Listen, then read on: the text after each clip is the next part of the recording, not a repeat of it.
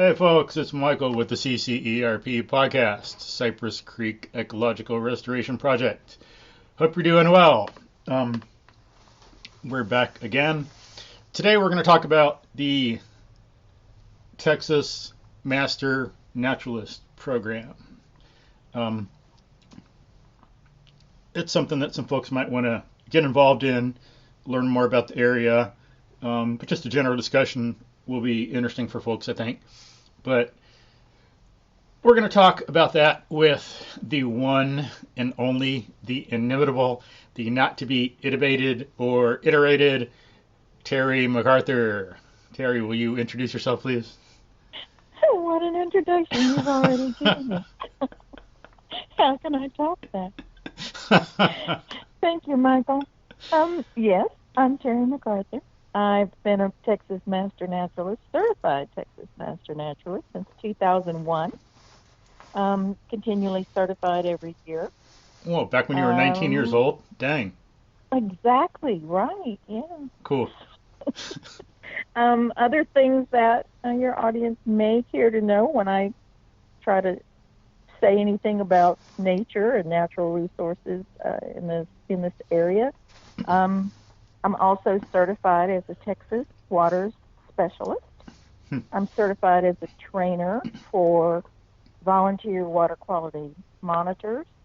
I'm a certified Master Volunteer Entomologist Specialist.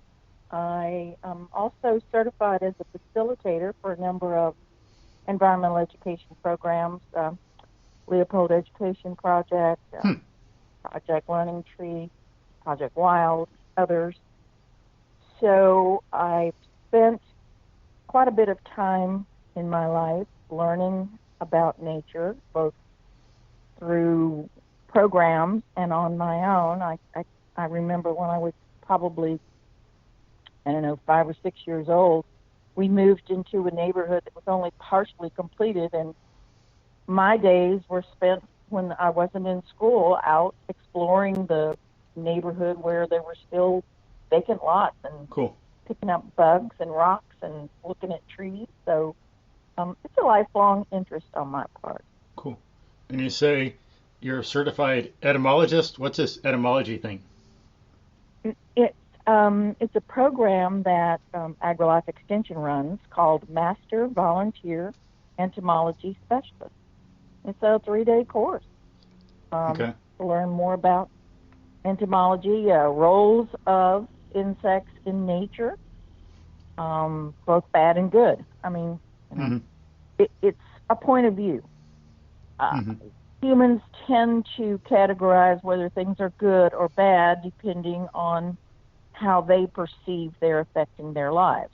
So some bugs are considered bad bugs because we don't like them in our homes or involved in what we're doing. So I like to take a different view that, everybody's got to be someplace, and they all have a role to play in nature. And how do we know what that role is until they're gone? And then we find out other bad things happen because that particular organism isn't there anymore. So entomology is the study of insects? Yes. Cool. And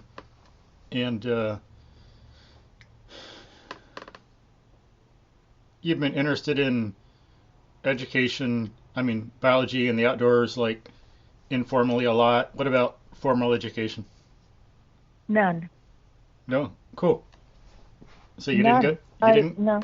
you didn't go to high school? It was oh, I did. Oh, dang it. I was hoping you didn't. That would have been so cool.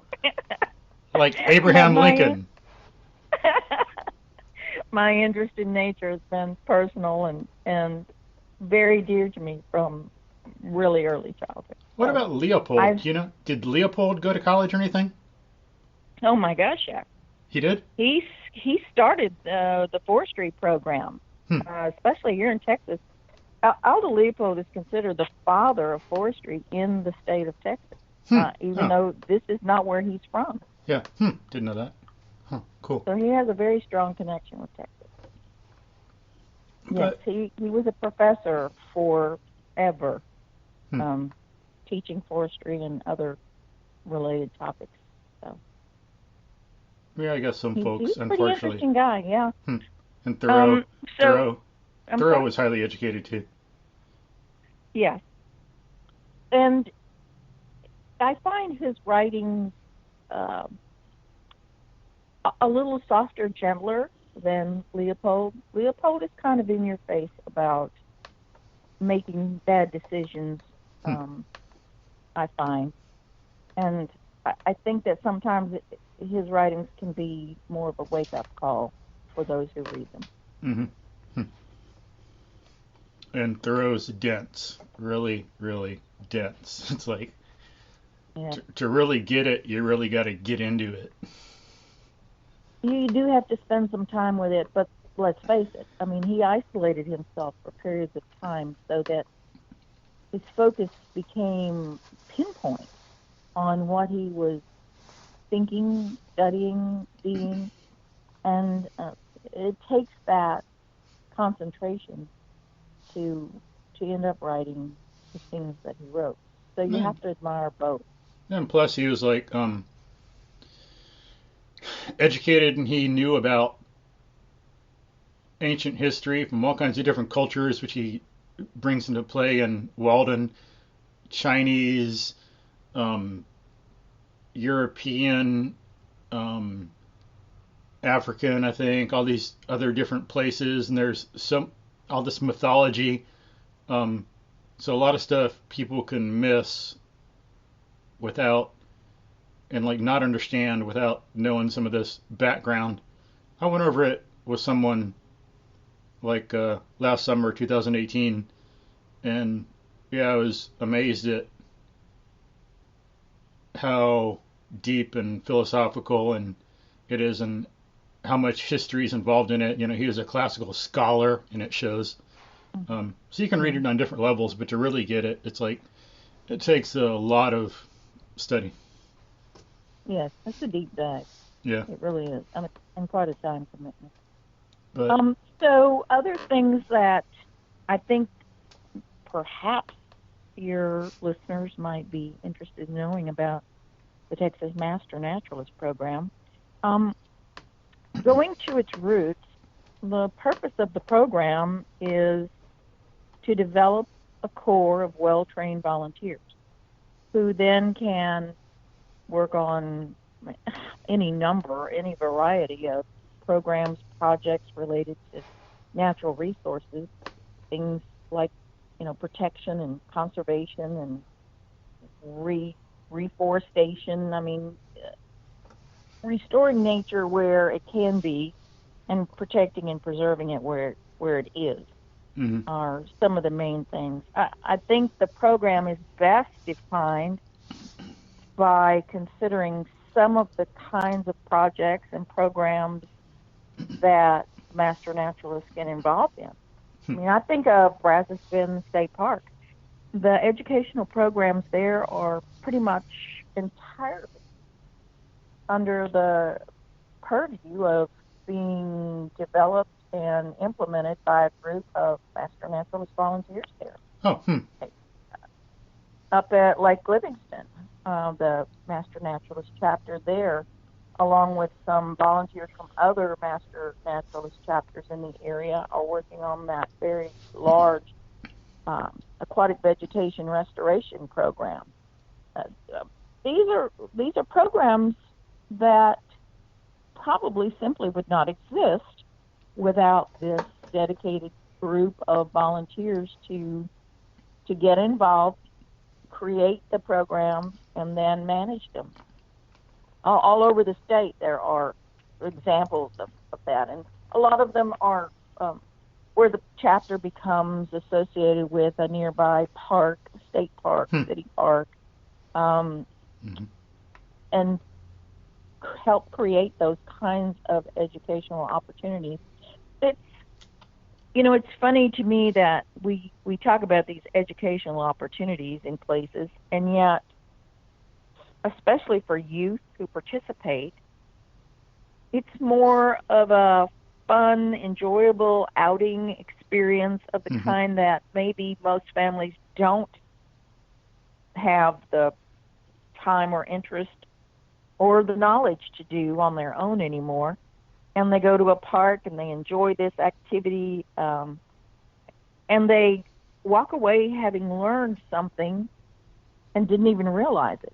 But the beauty of that is, to me, whether you're an adult or a child, I find you learn something new that kind of took over your mind and you enjoyed it so much.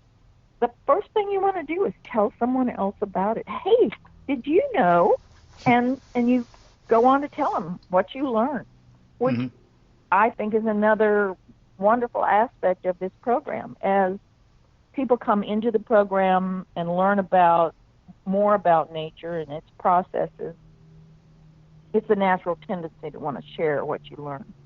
So I think that's helped with the expansion of the program over the years. The first chapter, I think, began in 1997 or 98 over in the San Antonio, Austin area, and has expanded to now. I think there are somewhere between 45 and 50 chapters.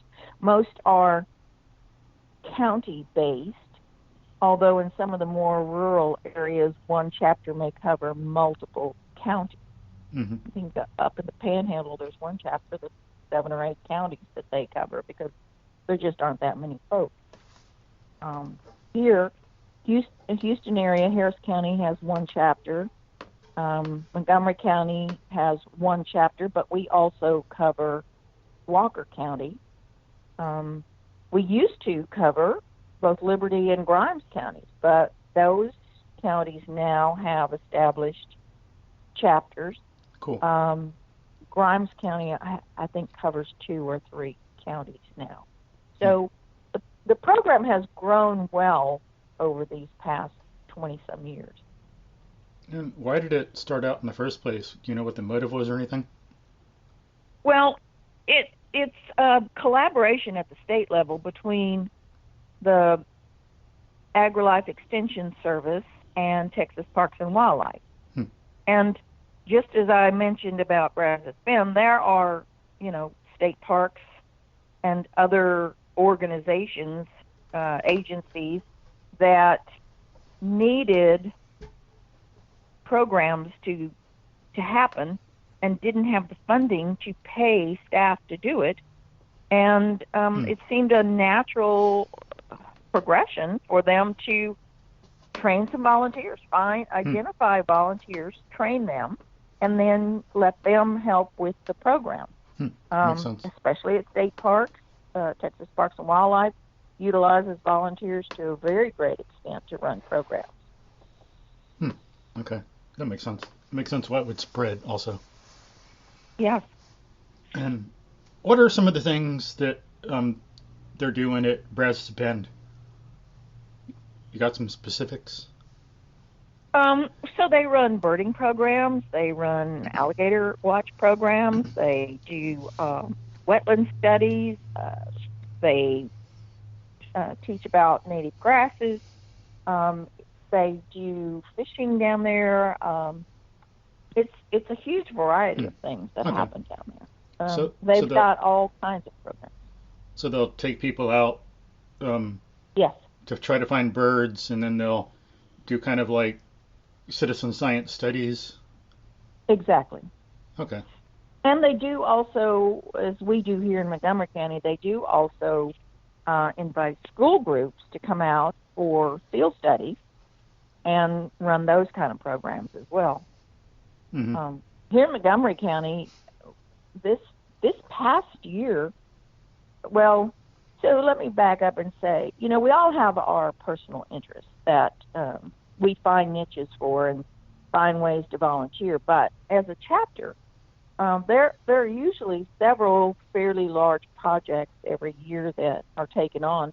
Some members of our Montgomery County chapter, which is called Heartwood, by the way, volunteer on that Lake Livingston restoration program that I mentioned.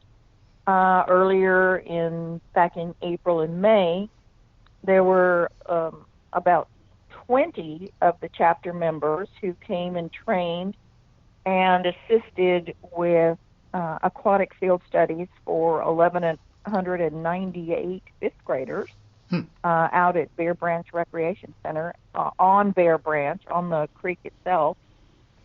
That was, days and days and days of groups of fifth graders coming out, and we studied macroinvertebrates and how they are indicator species of water quality.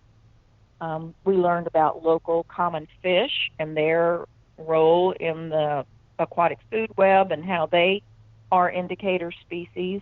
We talked about how watersheds work.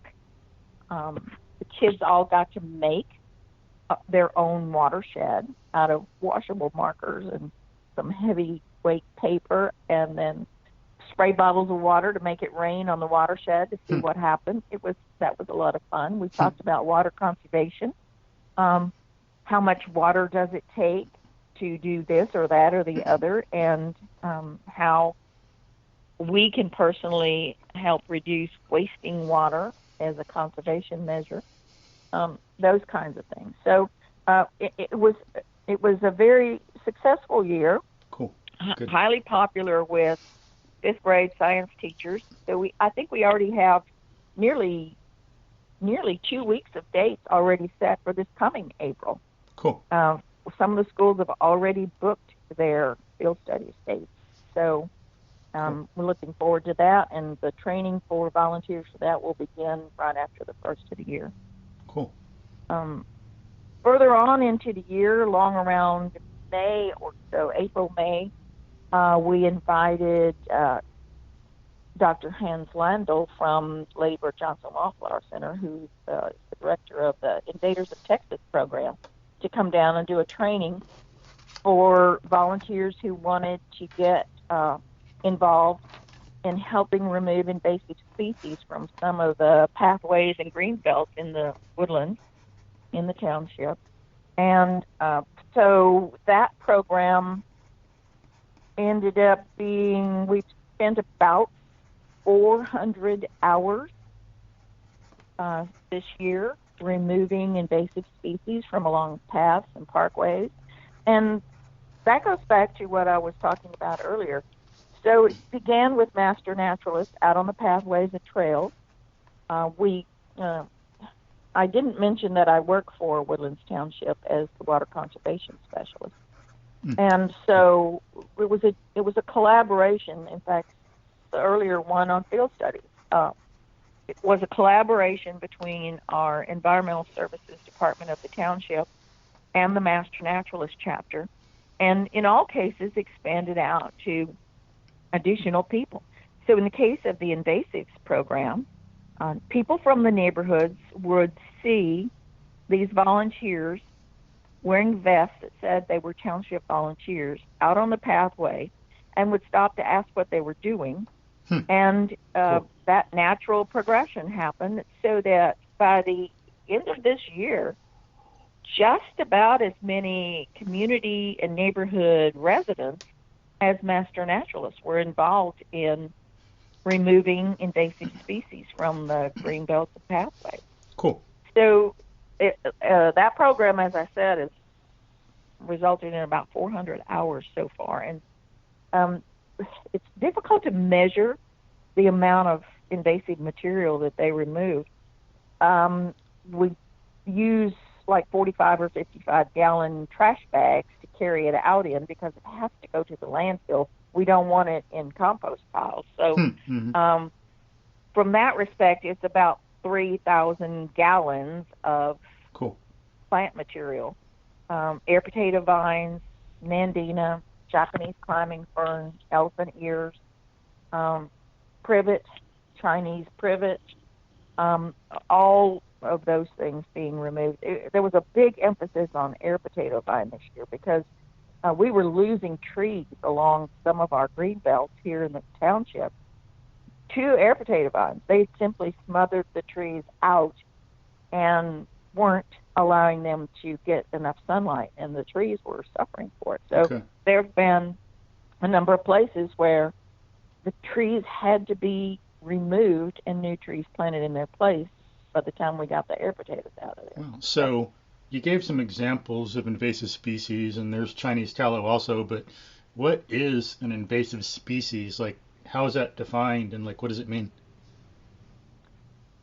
So according to federal law, an invasive species is a non-native that either causes harm or has the potential to cause harm, either to the environment or economically or both, or to human health.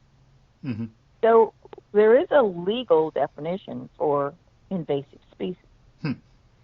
which is not to say that there aren't some native species that can become aggressive and get out of control. There are, but they're not considered invasives because they are natives. They're just out of control in the area where they are. And and there's where the difference lies. Invasive species have this federal regulation attached to them, so that some actually become illegal to buy, sell, even possess, and because they have such economic ramifications. I think, for example, like the zebra mussels that are invading more and more waterways and have moved into Texas and are now a serious problem for lakes and rivers in Texas. And the apple snail. Yeah, we haven't seen that right in our area yet. No Good. doubt it will arrive here, but we haven't seen it as much. Emerald ash borer is another that is in Texas. We haven't seen it here yet, but it's expected to expand its field. I mean, some things, regardless of their size, are just more difficult to detect until it's in your face. You know, Yeah. it's already doing damage. So there are a lot. But and you know, air potato vine, I mean, I get it. Japanese climbing ferns, some of these other plants, they're gorgeous plants. They're beautiful. And in their home environment, they're under control by insects and diseases and soil limitations. But when you move something out of its natural environment into a new place, that's when problems can happen, because the controls don't come with it.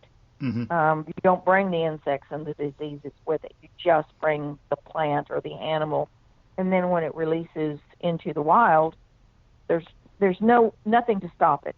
So it can outcompete for nutrients and sunlight, and it can take over. It can choke out native plants in a way that is very detrimental to the environment. Yeah, and you can't really bring over some controls, because to do that you got to be holistic. You can't, in biology, you can't take a thing divorced from everything else. You have to bring over the whole entire ecology from one area to this new area, and then you're changing everything, and it's no longer the same area.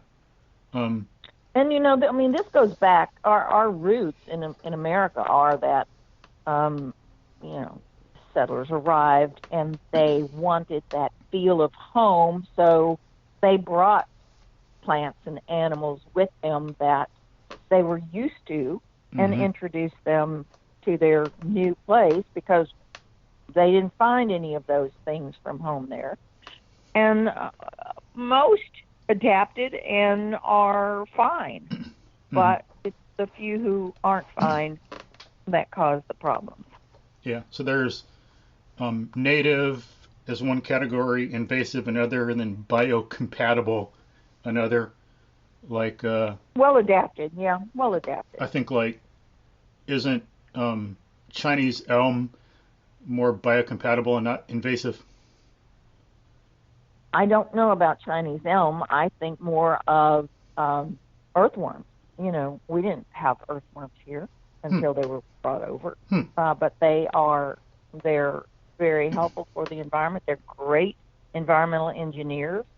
They do good things for soil and aeration and plant selection. I mean, they grow the plants they like to eat, and they inhibit the growth of plants that they don't like, which often works in our favor. Mm-hmm. But yeah, I think the Chinese elm were brought over because of elm disease, Dutch elm disease, I think, Mm-hmm. and it's immune to that, and so they were planted to help replenish some of the elm population. And from so far as I'm aware, they're not invasive. But Good to know. and then we got the calorie pear, but I forget if that's a problem or not. I was thinking maybe it isn't, but I think maybe I read some stuff where calorie pear can be a problem, where it might be overgrowing some areas. So But sometimes things don't have to be invasive still to be a problem. What can happen is native species of organisms evolve with native species of organisms. And so you introduce a new pear tree and it flowers and it attracts bees, let's say, which is good for that tree, but bad for the native trees that the bee is not visiting. And suddenly you have an imbalance. So it's still about natural processes. When you introduce non-native plants into an environment, into an ecosystem, they do the same things as the native plants do as far as losing leaves, what they exude into the soil. It can change the decomposing community that's in the soil, you know, what microbes are making up that decomposing community, to adapt to this new plant and its leaves that are trying to be decomposed. It can actually, if there are enough of the non-native plants, it can actually even cause some members of that decomposing community to not have what they need, and we lose them, so that it becomes more difficult if then we lose the non-native plants for some reason. A disease comes in and takes them away. Now we have a less diverse decomposing community to act on what is there and what is left. Even if the natives begin to come back, it's a long, slow slog to get back to balance again. Mm-hmm. Yeah, it's interesting. There's a lot to biology. There is a lot. There's a lot to nature. Yeah, like calculus is easy, biology is complex. Depends on your point of view, Michael. You being the mathematician, you would think that. That's funny. But yeah, so that's some things folks often don't seem to consider, like you bring in something and the bees go to this plant instead, and how that affects everything else, how the effects wrinkle out and the ripples spread through time. Yeah. And don't consider the decomposers and how important they are and how that feeds back on the system. As some people say, life as we know it depends on death. We cannot have the world and the ecology we have without death, and that regeneration. Yeah. But you know, death in and of itself isn't that helpful without a way, and nature has found the way, or several ways, to turn that dead material back into life or something new. And that's really what it's about. Yeah. You know, another project that the chapter got involved in this year, the Heartwood chapter here, was another collaboration with the Woodlands Township. So I don't know if you're aware that a couple of years ago, the board of directors of the township passed a resolution that we would try our best to become a monarch champion city by supporting an initiative to increase pollinator habitat within the township. Cool. And so for a couple of years, we've worked on getting folks to plant more native plants, especially plants that provide food for adult butterflies, as well as host plants for the larval stages. And so blooming plants of native varieties have increased, but we were still having difficulty getting milkweed out there in the community mixed in these pollinator gardens so that the monarch butterflies had host plants. So earlier this year, the Environmental Services Department once again collaborated with Texas Master Naturalist here in the Heartwood chapter, as well as Nature's Way Resources up on 1488. And Nature's Way provided space and some manpower and quite a bit of the supplies. And the township purchased milkweed seeds, and the Master Naturalist came to a training day and got involved in helping us plant the seeds, tend to them, keep them healthy, grow them out. We ended up with more than 13,000 pots of milkweed. Cool. And it's in seedling sizes. And then our department began a giveaway program so that people who had pollinator gardens and wanted to increase the value for monarch butterflies could come and collect for free half a dozen milkweed seedlings. Cool. To plant into their garden. And we, through right at the end of November, had gotten all of those milkweed seedlings out into the community. So we're hoping that next spring, when those milkweed plants, they go dormant for the winter. In fact, if you look for them right now, you probably couldn't find a single one of them that was planted because they go dormant. But in the spring, as soon as it begins to warm and those milkweed plants begin putting out new sprouts and new leaves and growing, we hope that they will get well enough established that by spring and again in fall, by monarch migration pattern time, that we'll see an uptick in the number of monarch butterflies because we've given them the host plants for the larvae. Yeah, nice. So that was another 400-hour volunteer project, and was very successful. Cool. One thing folks ought to do sometime is we consider that stuff, but they ought to have some programs for, people can do this at home too. Have some programs to help mushrooms, because they're important decomposers, get some of them propagated and in the environment around, because aren't mushrooms a sign of healthy soil? Well, yes and no. And propagating them is problematic. So mushrooms,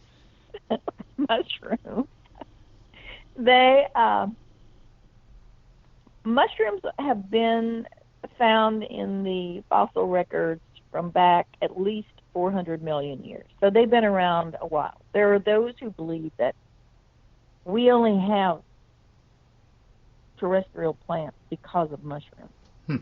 It was, the first algae that washed up on the seashore, the fungi that were in the soil enabled them to get nutrients to be able to survive in a terrestrial environment and begin to grow. And the same is true today, especially in forested areas. The different fungi, they have different functions in the soil, but the different fungi are either busy decomposing the dead matter so that they're recycling the nutrients back into the soil to make them bioavailable for the living vegetation, or they may be creating a network that connects all the vegetation in the forest. Mm-hmm. So those nutrients and even water, even moisture, can move around to places that it's needed and help create a healthier soil, healthier environment for all the things that live there. Mm-hmm. So the problem with propagation is some, especially the more microscopic fungi that grow within the plant, within the roots, within the plants themselves to help facilitate that nutrient recycling, they have rather specific partners, specific Mm-hmm. plant partners. And so it's just as we talked about a while ago with invasive plants. If you want to take these fungi from the soil and propagate them, you have to have everything that's where they are for them to grow. You can't just take the fungi and throw them on some, Yeah. brown rice substrate and they're going to grow. They have to have that plant, so they exchange those nutrients for the fungi to do well, and the plant has to do well to provide it. So it's complex. It's Ecological. it's that calculus thing again. Yeah. There's a complexity there that makes it difficult. In fact, most all the mushrooms that are cultivated, the ones you can buy, are all the saprophytes. They're all the decomposers because they are more generalists. They're less specialists when it comes to their plants that they are able to partner with. Interesting. Yeah. But yeah, it's interesting that if folks look into it, that some plants and trees and interact with fungus, and so the vegetation gives the fungus carbohydrates, and then the fungus gives the plant some minerals and nutrition. It's a interesting. That's how it works. Yeah, so there's a lot of symbiosis involved there. Not everything is competition. Cooperation is an important and neglected aspect of evolution and biology. It is, and although competition does exist in that environment, and it can sometimes, because sometimes the role of a fungus in relation to a plant is antifungal. It keeps other fungi that would be detrimental from invading that plant. There are parasitic fungi as well as saprophytic, and so it's complex. It really is complex what they do and how they do it. Here the number of fungi is just mind-boggling. Here's an example. Yeah. If you could see all the tens of millions of spores released into the air every single year by mushrooms, and all those spores were in one place, the surface area would be just about equal to the land mass of the continent of Africa.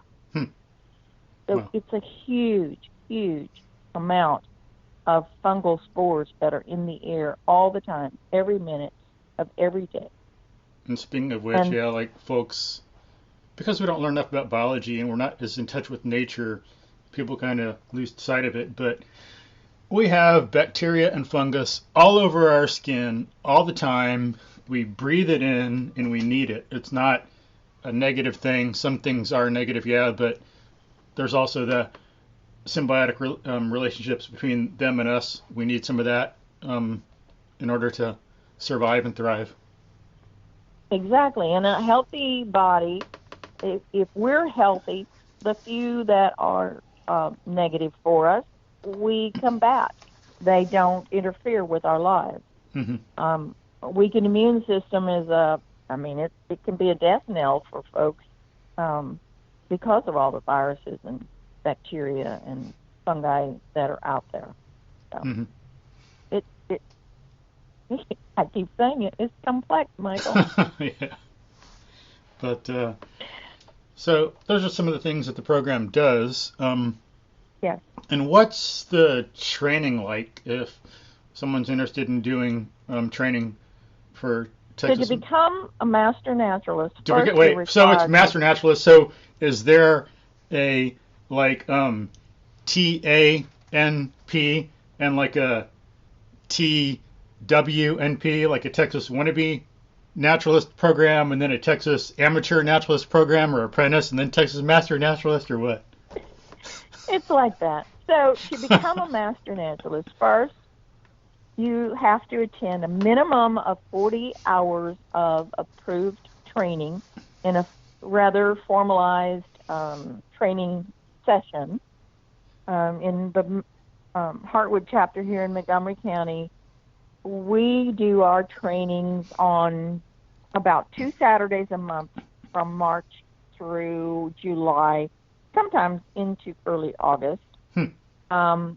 We make sure that there's plenty more than 40 hours of training available. So if push came to shove and you had to miss a class and simply could not make it up, you could still get 40 hours of training. And you must also find an additional 8 hours of, you must serve 40 hours of volunteer service.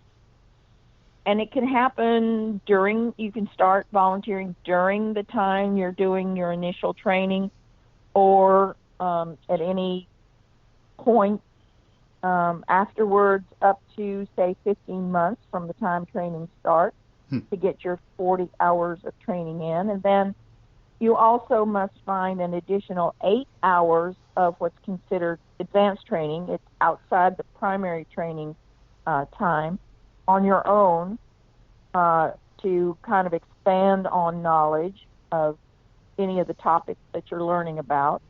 And when you've done all of those hours, you get initial certification as a master naturalist.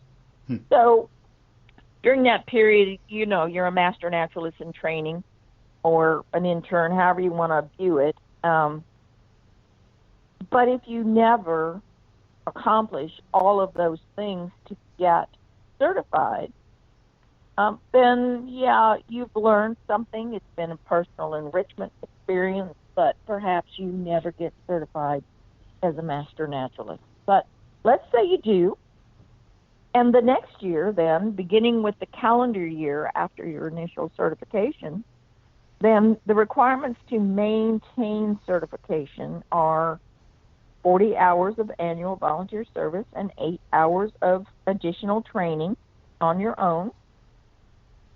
If you don't accomplish that, after initial certification, you still are a Texas Master Naturalist. You're just not certified after that. Okay. But you can come back the following year, circumstances change, and you are able to complete those hours, then that year you're certified again. So you can move back and forth in the system. After initial certification, though, you're always a Texas Master Naturalist. Okay, cool. You may not say that you're certified unless you've accomplished those minimum requirements every year. Okay.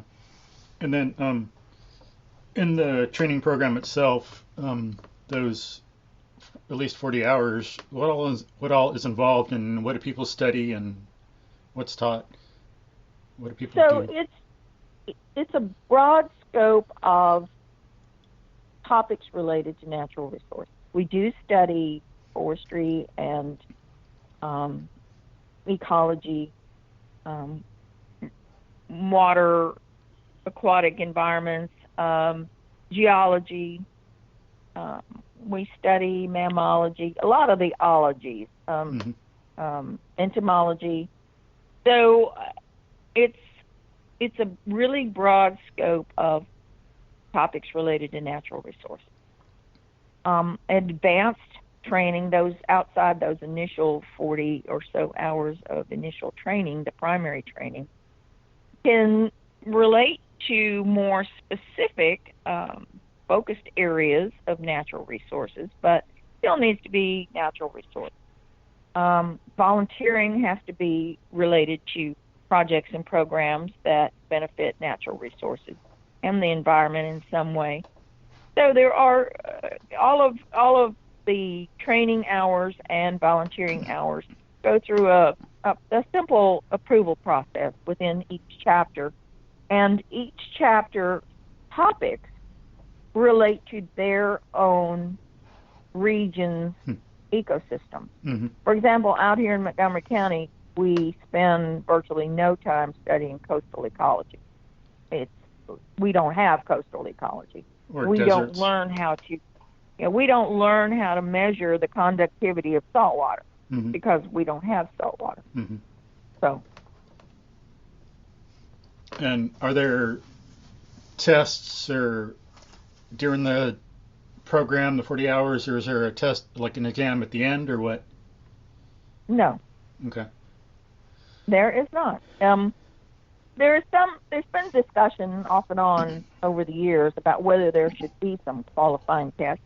The program began here in Texas as the Texas Master Naturalist Program, but was so wildly popular, pardon the pun there, that a lot of other states have taken it up, and there are, in other states, sometimes the university with which the program is associated does require a test to be done to qualify. Those programs tend to be quite a bit more expensive as well. Here in Texas, the tuition for the primary training tends to run anywhere from $75 to $150, depending on the chapter and what's included. Here in Montgomery County, our tuition is $150, but it includes the state's curriculum guide. It's a huge book that has some basic information that covers all the regions in the state on all those topics that I mentioned and more. It also includes a Master Naturalist polo shirt upon certification. All the materials, handout materials and such that the class needs. All the instruction. So it's actually a pretty good bargain. The chapter pretty much spends what it charges in tuition by the time the classes are completed. And for example, up in Oregon, I was talking to a friend up there who had moved from Texas as a master naturalist, and I forget which university it's associated with there, but it's a $350 course, and you have to complete it as a college course online and pass a test to get certified as a master naturalist in Oregon. So different plans, different states, even the various counties in Texas, the programs can be run a little bit differently depending on what the region you're in and where your natural resources lie. And so, what might folks do in, let's say, is there like a botany section? Yes. And what might happen is that like one day or like what? Well, this past year, for example, the botany was divided into 2 different days of training. One of our longtime and founding members is Anita Tiller with Mercer Botanic Gardens, and she has been our primary instructor for botany ever since this chapter began in 2005 here in Montgomery County. And it's typically a minimum 4 to 6 hours of training because it starts at the start and learn the different parts of plants, the different families of plants. Often she will bring in blooming plants and the flowers are dissected to learn the various parts. It generally involves pretty in-depth study of what plants do all day. I mean, what do we get from plants? How do they serve us? Since we humans tend to value everything based on what has it done for me lately. A lot of it is about what plants actually do for ecosystems.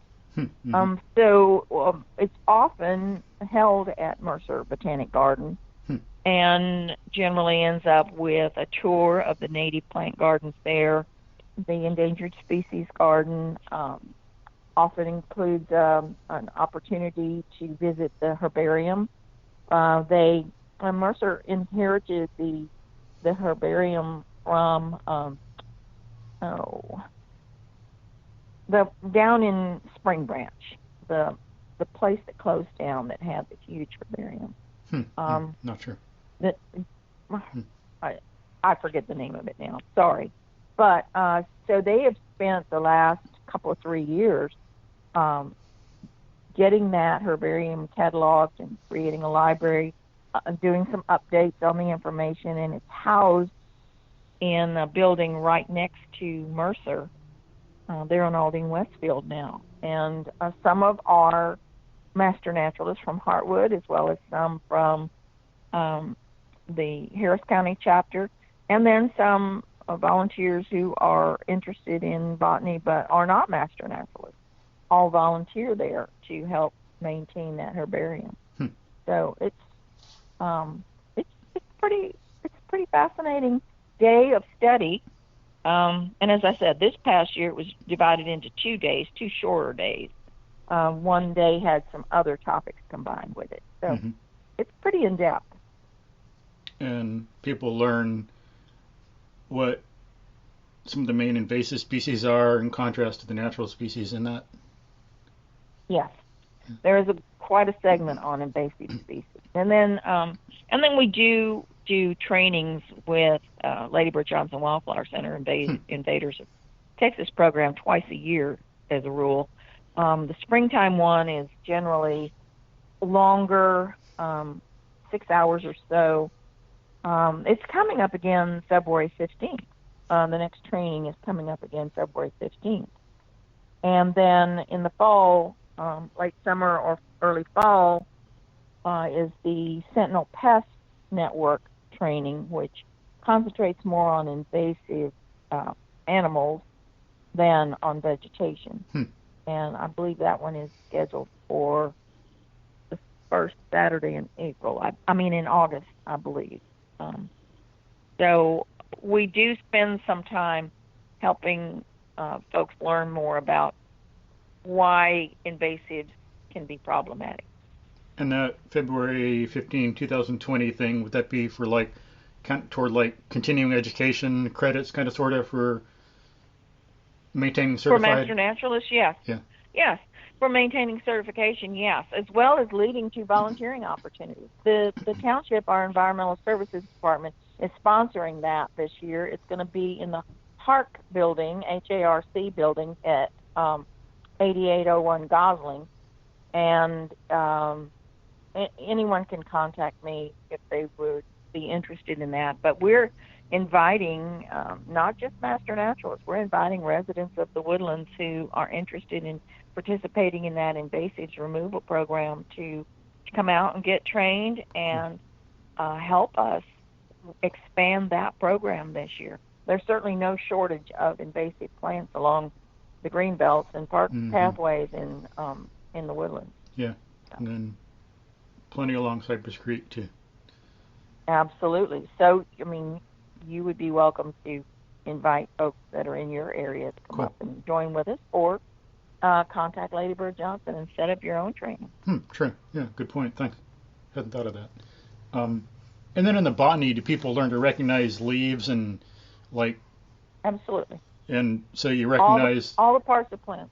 Yeah. And recognize a tree by the shape of its leaf? Do you go over that? Yes. Cool. Yeah. All aspects of parts of vegetation are covered, and and we do quite a bit of, like I said, we go out and visit the gardens so that we can apply what we just learned from a sketch or a slide or whatever. Go out and take a look at that. I quote Albert Einstein: "Information is not knowledge." I mean, we can say an oak leaf looks like this and show a picture of something. Well, that's information. Until you go out there and touch that oak tree and touch that leaf and look at the oak in its setting and see who lives with it and how they interact, now you know the oak tree a lot better. So, yes, there's a lot of time spent in the field applying what you learn in the way of information. Yeah, there's a good scene in the movie Infinity about Richard Feynman in his early part of his life. He's out with his dad somewhere, and he asks his dad, "What's the name of that bird?" His dad says, "I could tell you the name of that bird in all kinds of different languages, but then all you know is the name of the bird." And he says, you don't just want to know the name. You got to look at the bird. You got to watch the bird. You need to listen to the bird. You need to think about what it does. Yeah, it's kind of same thing. That was a great scene. I love that. Which is the wonderful part about nature. Yeah. Because nothing, as you said earlier, nothing exists in a vacuum. Everything is connected to everything else. And if we took that bird out of an ecosystem, what goes wrong? We never think about that. So I don't know. I go back to Aldo Leopold and his description of in his younger days when he and his companions shot the mother wolf and her pups because he thought if he got rid of predators in the park, it would mean there would be more deer. And later in life, he realized that it changes things. Yeah. The lack of predators means more deer, but it means more deer than the environment can support. And it's not a good thing that there are no predators. Yeah, instead of predators going after some of the deer, then you have deer starving to death. Or diseased. Yeah, all kinds of like horrible things like that. Yeah. Yeah. Yes, exactly so. So yeah, it's about understanding more than just a name of something. It's about getting to know it. It's more than information.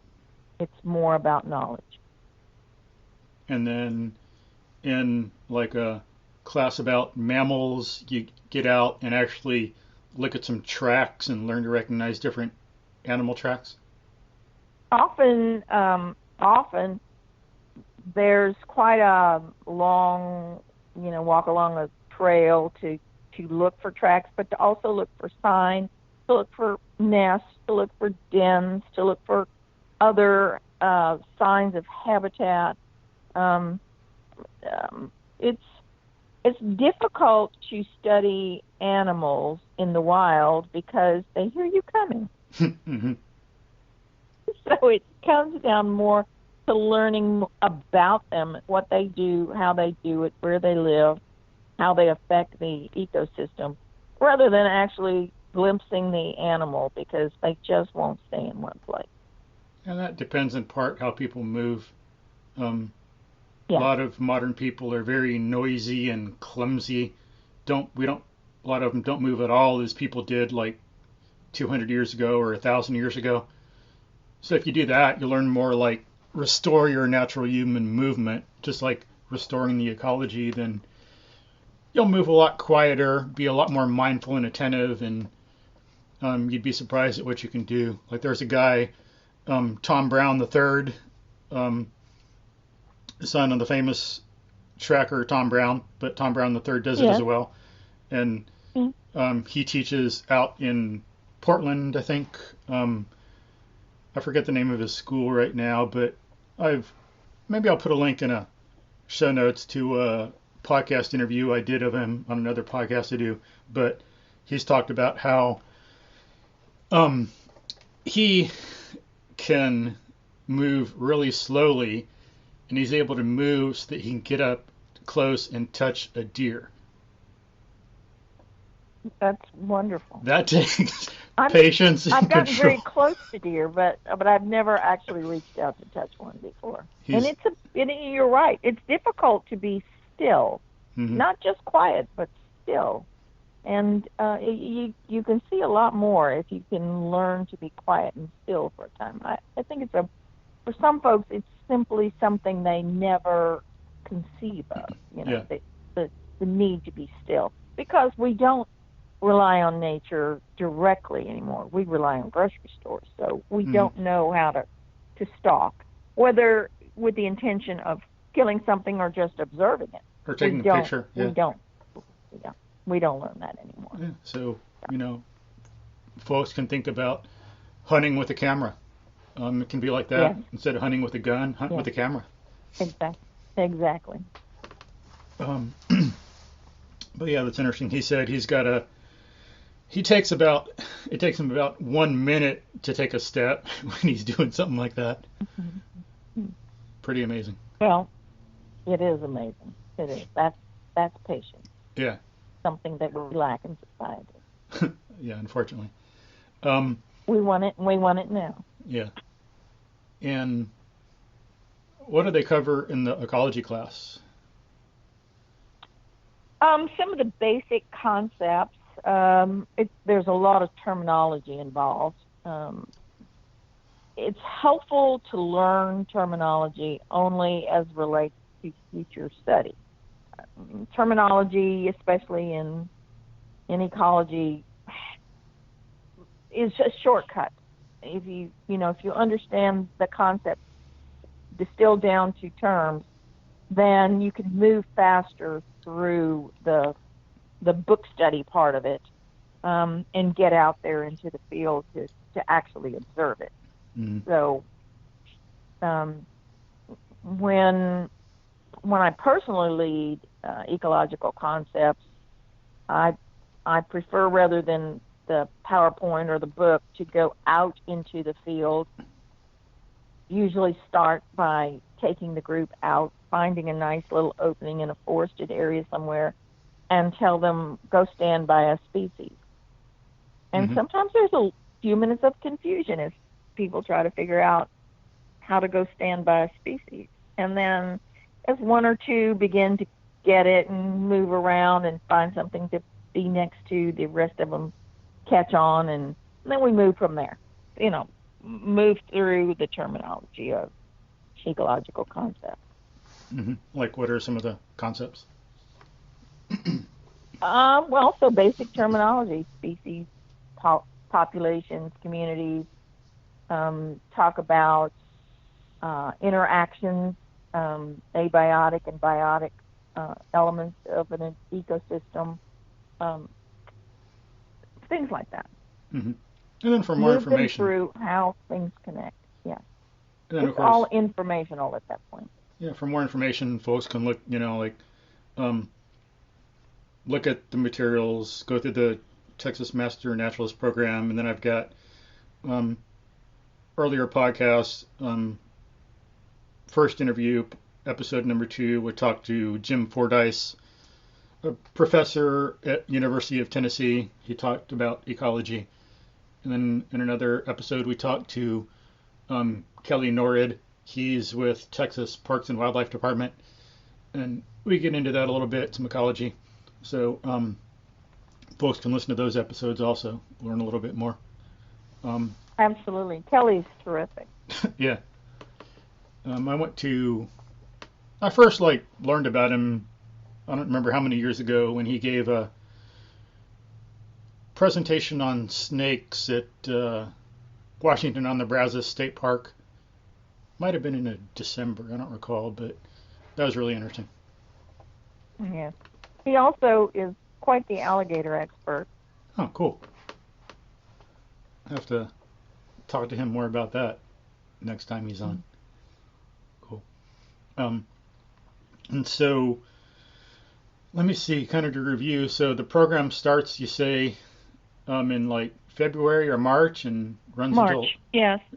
Okay, it runs until. And we the interest has grown here in Montgomery County to such an extent that we may actually be approaching class size limit right now. Wow. So anyone who's interested would probably benefit by checking into it sooner rather than later.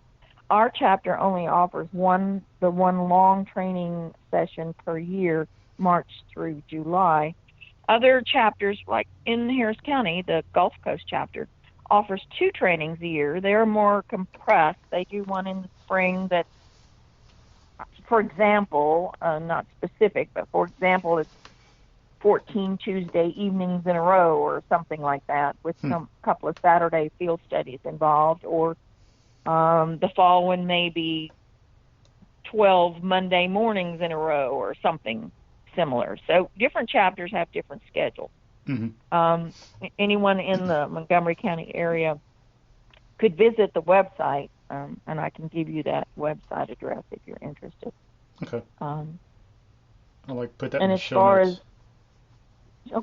And as far as programs that the township's environmental services department collaborates with master naturalists to offer volunteering training and volunteering opportunities here in the area of the township. I'd welcome anyone's inquiry by email or telephone. Cool. And then what kind of things qualify for the 8? Is it 8 hours of volunteer work every year? 40 hours of volunteer work and 8 hours of additional what's considered advanced training. And what? So the as far as the volunteer hours, those aquatic field studies that Master Naturalist helped me with this year, the invasives work, the growing out the milkweed. We're launching a brand new training that's coming up February 22nd here in the township. It also will be at the Hark building, and it's called the Watershed Project. And so we'll be doing trainings for volunteers who will find projects within the township related to water conservation and other water issues described and examples given. And we're wrapping in the opportunity for our trainings and volunteering to also qualify for folks to get certified as Texas water specialists through the Texas Parks and Wildlife Program. So that's something new, but those hours are Master Naturalist approved as well as Texas Water Specialist certification eligible. For training, for the advanced training hours, those things that I just mentioned, those trainings I've just mentioned, would qualify for advanced training, as well as, say, someone at, Houston Arboretum is doing a class on Texas native snakes. Master naturalists who attend that presentation could count that as advanced training.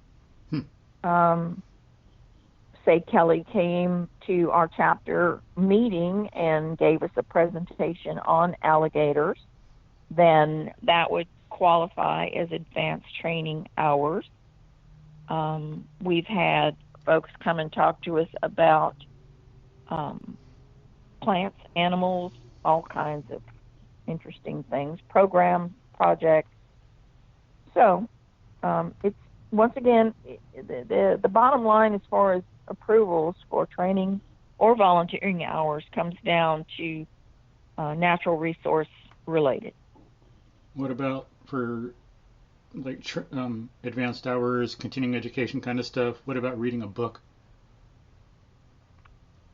So reading a book may be personally enriching, but it's an isolated case where there's no interaction, so that would not qualify as advanced training. However, if a group of, say, 3 to 5 master naturalists all got together and read the book as a group, discussed passages, had conversation about the meaning and the application, what they could take away from it that would help them become better master naturalists, then it would be advanced training.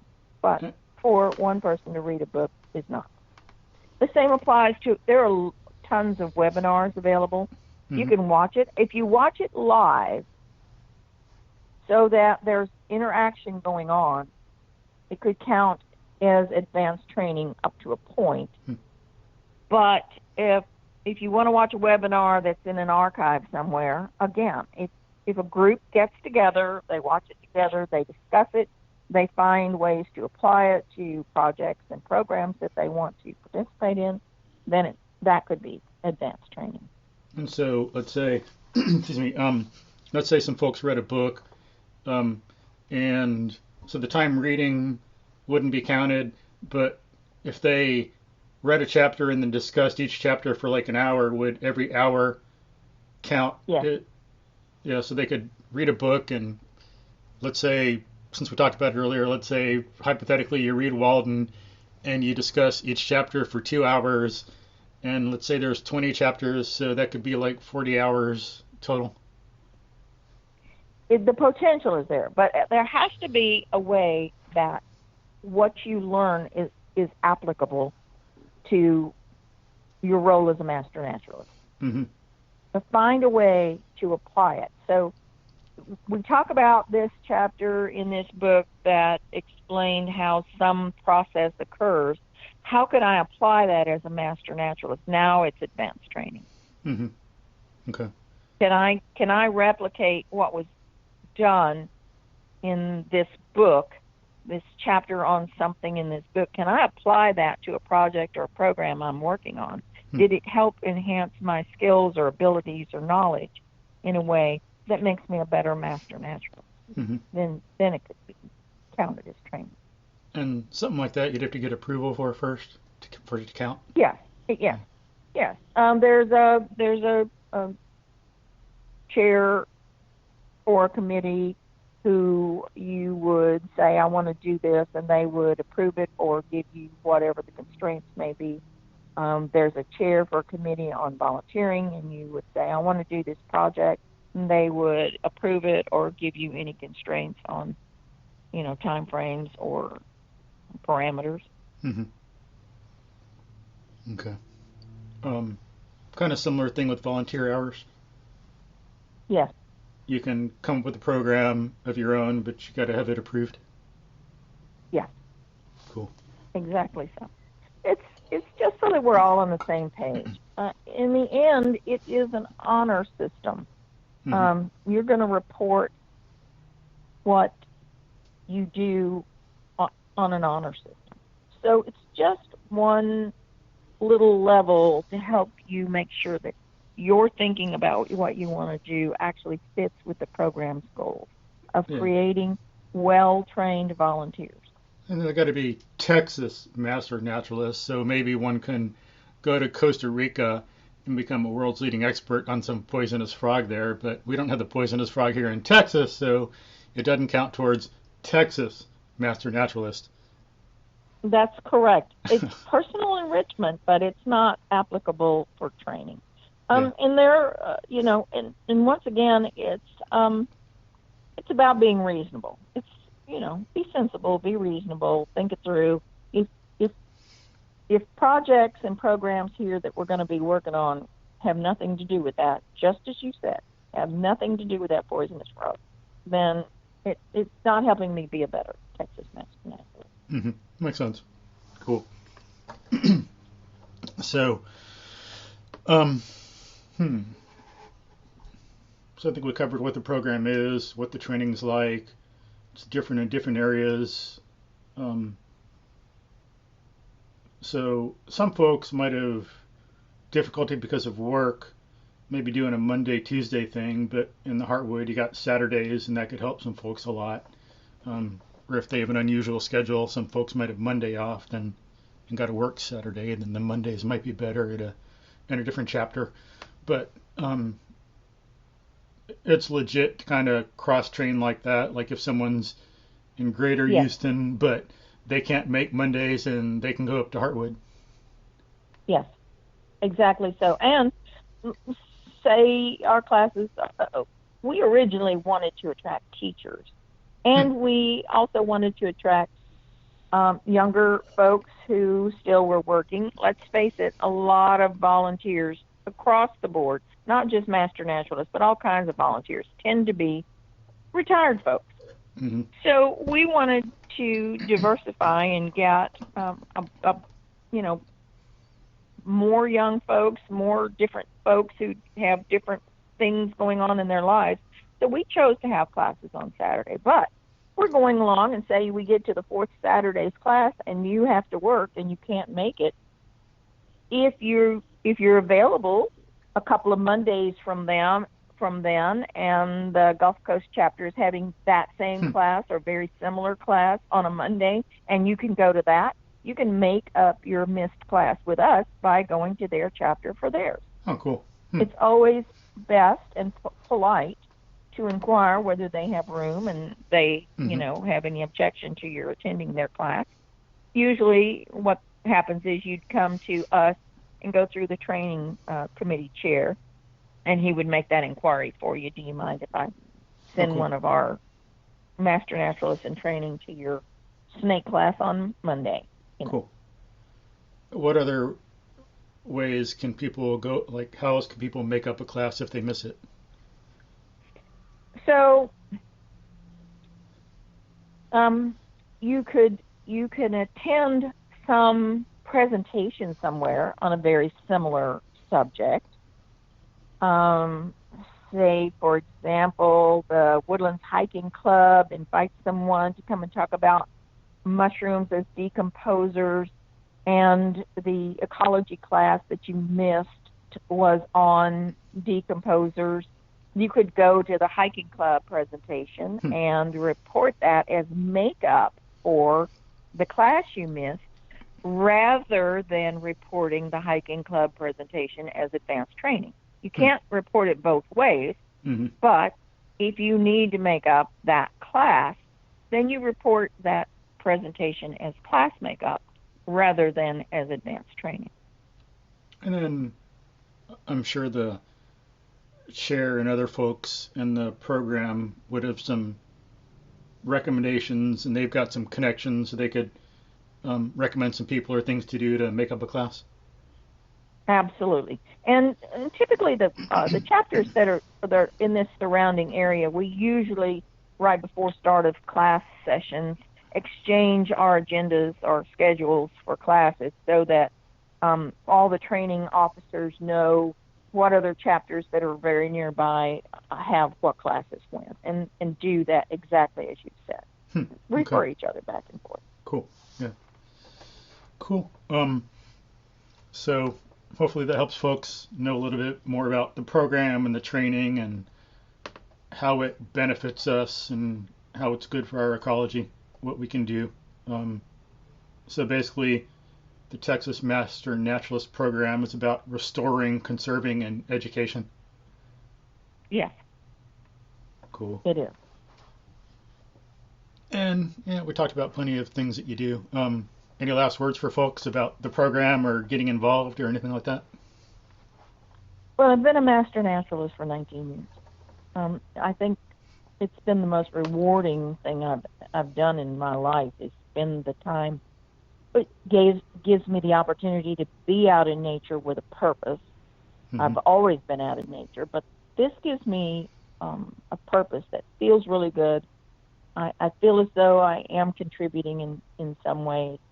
And I've so thoroughly enjoyed it that I would heartily recommend it to anyone with a love of nature. Cool. Yeah. Yeah, I've been to some of your presentations, some of your talks and walks out in the woods. So they've been good. They've been enjoyable. So if folks have opportunity, if they see the Woodlands Township is doing some stuff and Teri's giving the presentation, then I'd recommend checking it out. You're very kind. Thank you. But cool. So hopefully that helped folks. Informed us about the Texas Master Naturalist Program, what's involved, and how you can get involved in it, and what you can do. And as we said in the episode, we'll have some stuff in the show notes, or if you want to contact Teri, got any questions, you'll be able to do that. But hope you enjoyed it, and get outside, enjoy it. It starts with getting out in nature and valuing it and understanding it in the first place. So get out and enjoy. So thanks Here, again, here. Teri. Yeah. Thank So, you, Michael. okay. Talk to y'all soon, folks.